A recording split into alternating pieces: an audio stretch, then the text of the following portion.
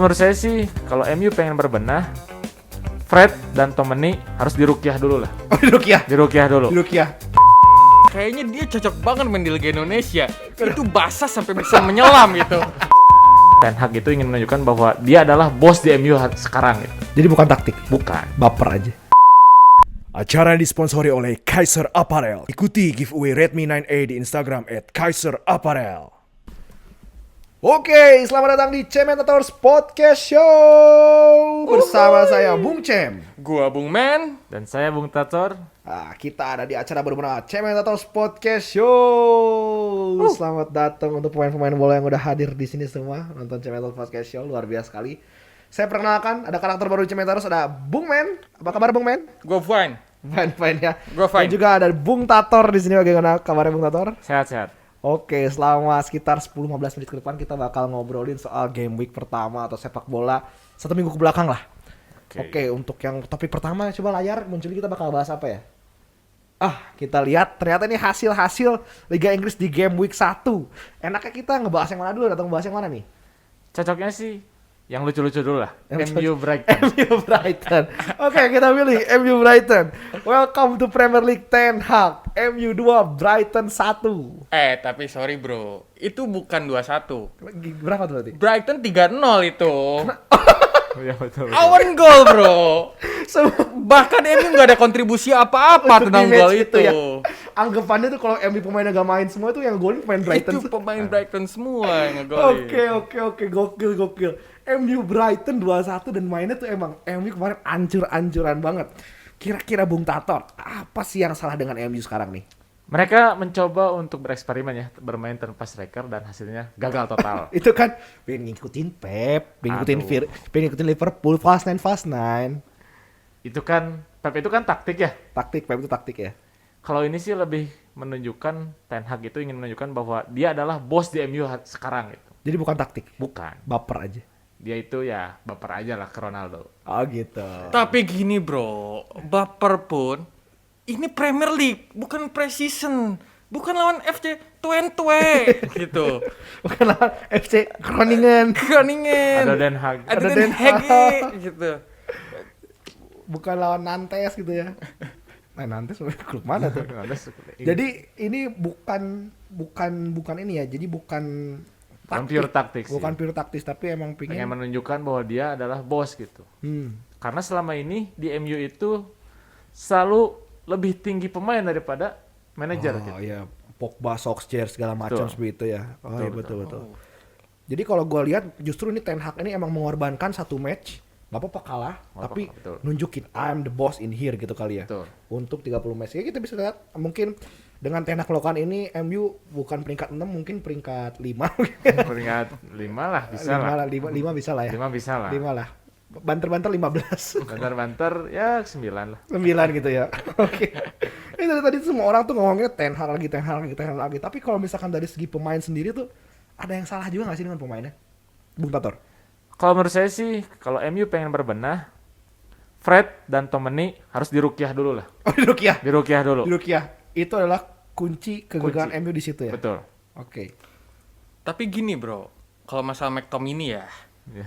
dia tuh orang dalam bro, dari orang dalam gitu. Skotlandia, dimana dia pemain titipan dari siapa itu? Sir Alex Ferguson. Skotlandia, benar. Skotlandia, Darren Fletcher, Skotlandia yang sekarang jadi technical director gitu ya di MU. Benar. Apalagi sekarang Sir Alex Ferguson mau jadi manajer, bukan manajer, apa director lah, pokoknya ada new role gitu. Iya. Kayak Freddie Mercury juga adalah orang dalam itu. Itu kayak Kok Freddie Mercury? Fred. Oh, Fred ya. Oke. Tapi by the way orang dalam match Fred siapa nih? Ya, adalah mafia. Oh, maaf. Pokoknya mah sangat berpengaruh lah. Sangat berpengaruh. Kita nggak bisa Berpengaruh. sebutin di sini. Kita nggak bisa sebutin di sini. Soalnya kayak kita ngelamar kerja aja bakal kalah sama orang dalam gitu. Sebagus apapun CV Sebagus kita. apapun CV kita kalah sama Sebagus orang apapun dalam. pengalaman kita. Pengalaman kita. Bener sekali ini kata Bung Men, saya Semuanya, setuju. gitu. Kalau itu sih Karena MU susah. juga kemarin tuh ngincer De Jong kan. Betul. Ngincer De Jong ini sebenarnya bukan buat di tengah. Taktik, Bukan buat taktik. Tapi biar De Jong ketemu Van de Beek lagi, ketemu Ten Hag biar ngobrol di Ngobrol bench. di bench. Reuni aja. Reuni aja karena di tengahnya udah orang dalam. Di tengahnya orang dalam. Nggak Nggak bisa jadi udah nggak bisa tergantikan digeser Gak bisa digeser Nggak banget bisa ya. Udah lah emang digeser. mentak-mentak peringkat 5 kayaknya. Susah sih kalau kayak gitu. Oke, pertanyaan selanjutnya. Liverpool 2 sama Fulham. Bung Tator, kenapa Liverpool bisa ditahan imbang oleh Fulham? Permainannya kenapa bisa kayak gitu, Bung Tator? Kalau saya lihat sih di pertandingan kemarin ya, mereka itu terlalu meremehkan, Mainnya. khususnya di lini pertahanan gitu. Oke. Kita lihat Van Dijk itu salah satu back terbaik dunia.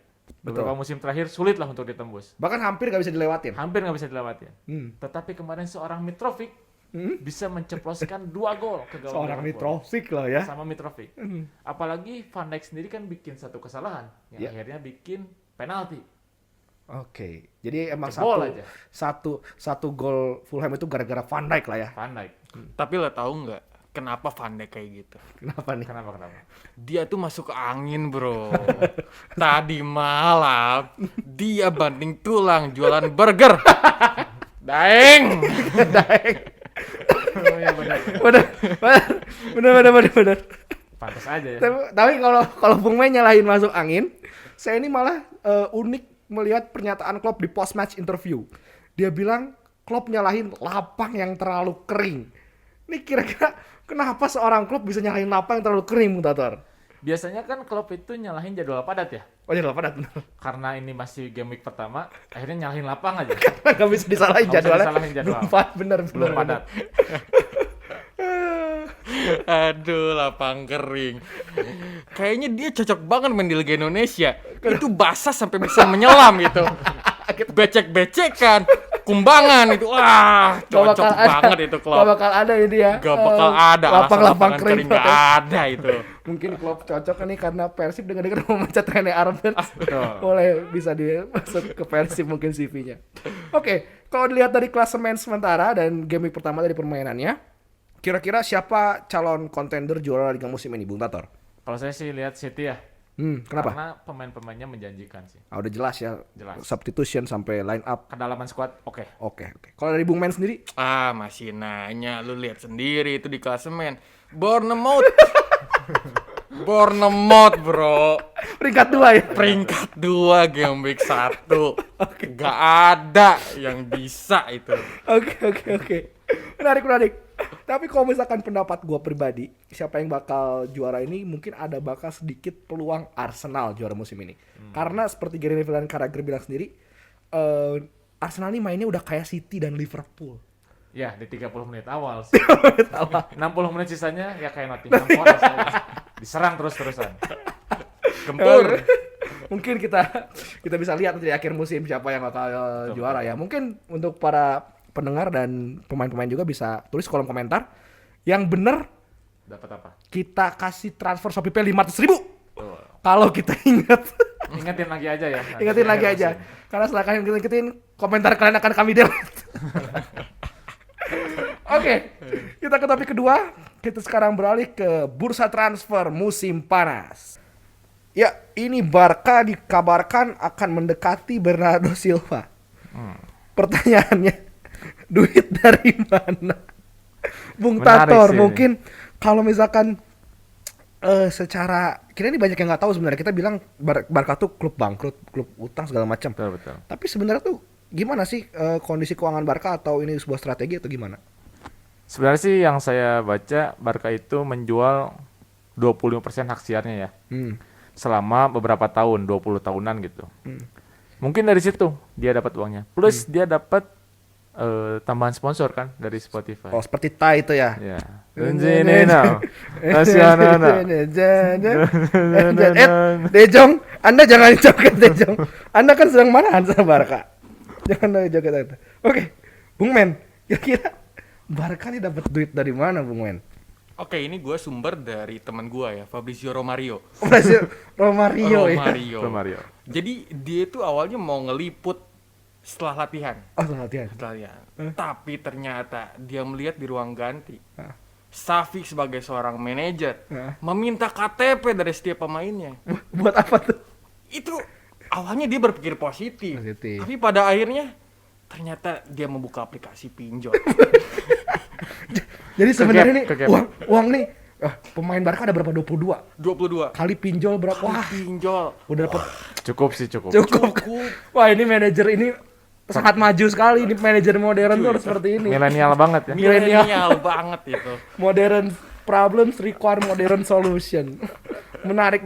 Tapi ini kalau ngelihat dari para pemain-pemain Barca ini ada satu yang sih saya bingung sih jujur deh. Kenapa ya ada kayak pemain kayak Pique, Busquets, De Jong, Breto itu pada gak mau pergi padahal mereka tuh udah gajinya dipotong, terus juga pemberitaan keuangan Barca kayak gini, tapi tuh kenapa mereka tetap gak mau pergi? Kenapa tuh Bung Tator? Mungkin mereka ngincer CV ya. Di CV itu dia pengen membela tim sekelas Barcelona. Yang memang tim ini salah satu tim terbaik di dunia lah. Oke. Dan masih seksi juga sih. Ya daripada lu main di Persib gaji 100 juta, di Barca 50 juta mending main di mana?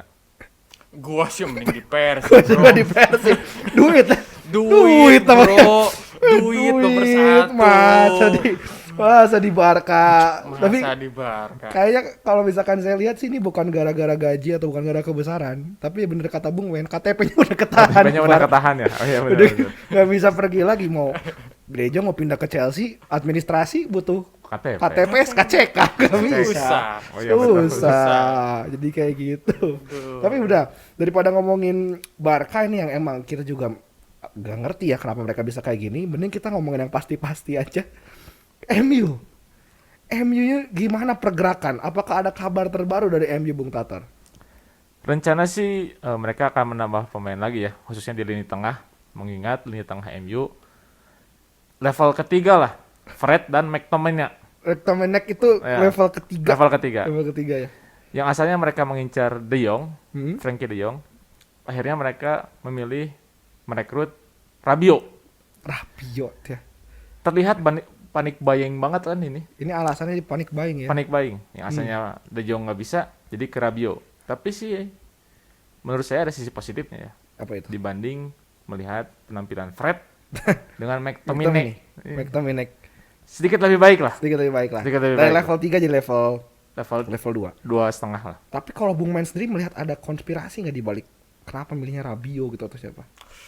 Gue sih nggak mau mengomentari itunya. Cuma mungkin MU itu belajar dari pengalaman mengambil Pogba dari Juventus.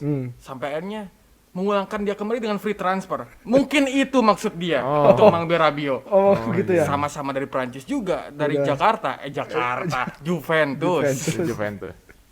Iya. Maksudnya seperti itu mungkin. Atau ini mungkin sebenarnya tuh di antara MU dan Juventus tuh ada orang dalamnya itu jadi kayak setiap transfer pemain MU dan Juve itu dapat komisi gitu kayak. Jadi ya yang penting siapa aja lah ngelawan Juventus. Atau satu lagi mereka Arnautovic kan? Arnautovic betul. Arnautovic pemain atau sebenarnya dari Liga Inggris ke Liga Italia itu ada kayak agennya gitu, kayak ada siapanya ya? Kayak ada Penyalurnya gitu. lah. Kayak penyalur lah. Kayak ada penyalurnya dan mereka dapat komisi. Soalnya tuh banyak banget tahu ke MU dulu tuh. Darmian. Dalot. Kiko Maceda, Giuseppe Rossi, banyak lah dari Italia. Dan rata-rata ampas ya. Rata-rata ampas. Berarti ini sebuah konspirasi ya. Konspirasi. Ada afiliator di Ada sini. afiliator. Pemain Itali di MU.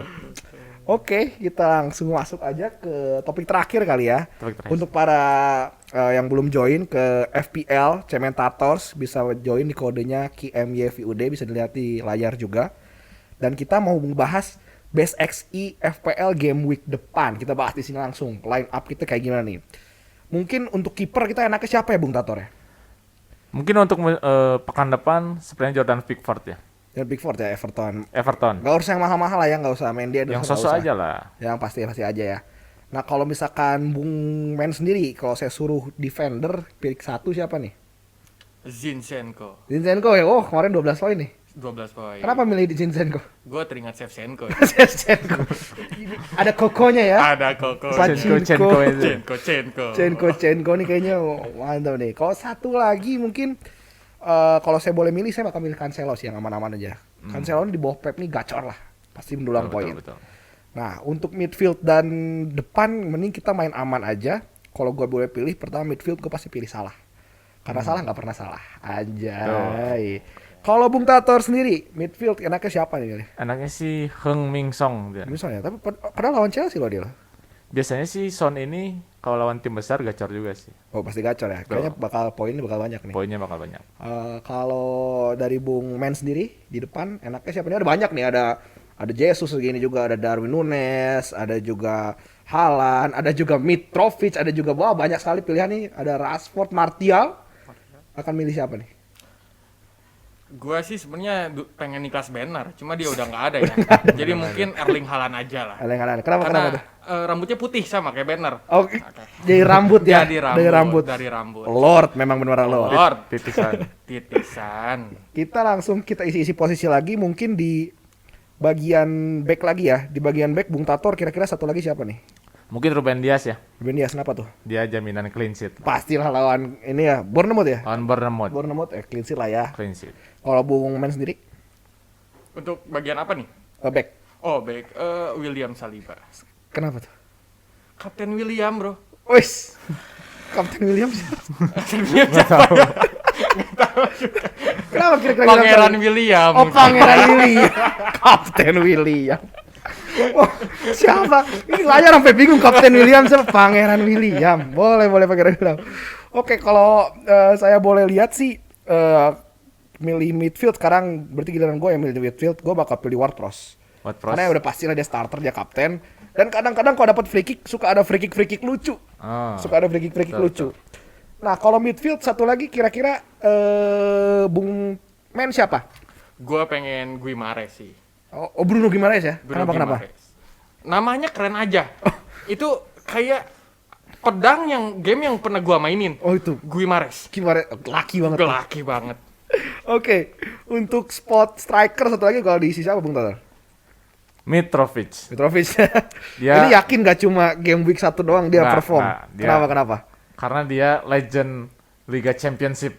Liga 2-nya? Liga 2-nya. Dia kenapa tuh? Dia itu pemain dengan pencetak gol terbanyak dalam satu musim. Rekor lah. Wow, rekor ya. Championship Okay. itu. Ini untuk pilihan 3, sisa-sisanya buat ini semua nih, buat bench. Kira-kira siapa nih, kita gambreng aja deh. Om Pimpalayum gambreng. Oh. Bung Tator. Oke, kalau saya pilih Untuk back kiper ada satu spot lagi. kiper Leicester itu siapa sih? Gantiin Schmeichel tuh ya? Danny Ward. Oh ya, nah itu. Karena jaminan main lah. Karena Schmeichel udah nggak ada. Schmeichelnya udah nggak ada. Innalillahi, padahal kemarin masih ketawa-ketawa loh. Astaga. Lanjut. Kalau untuk siapa lagi nih kira-kira yang mau ngisi? Kalau striker atau midfieldnya yang pasti main ada nggak siapa? Mungkin Andreas atau Greenwood. Andreas itu pasti main sih di Fulham ya, kayak Mitrovic lah itu. Greenwood kemarin poinnya 2, boleh juga. Iya, boleh. Kalau Bung Men, satu lagi deh untuk posisi back siapa? Untuk back ya, aduh, gue masih kurang tahu sih kalau back sampah-sampah gitu ya. Cuma mungkin Vestergaard lah ya. Kenapa? Namanya bagus juga. Kayak Odegaard. Odegaard. Jadi emang berdasarkan nama gitu ya. Berdasarkan nama. Mungkin bisa lah dipakai itu sisa uangnya ya. Oke, jadi ini line FPL kita. Mungkin apa yang kita omongin itu udah gak ada bahan lagi. Mungkin kita tutup aja podcast hari ini. Jangan lupa like, comment, and subscribe. Dan nantikan lagi Cemen atau podcast show lainnya. Selamat malam. Goodbye. Uhuy.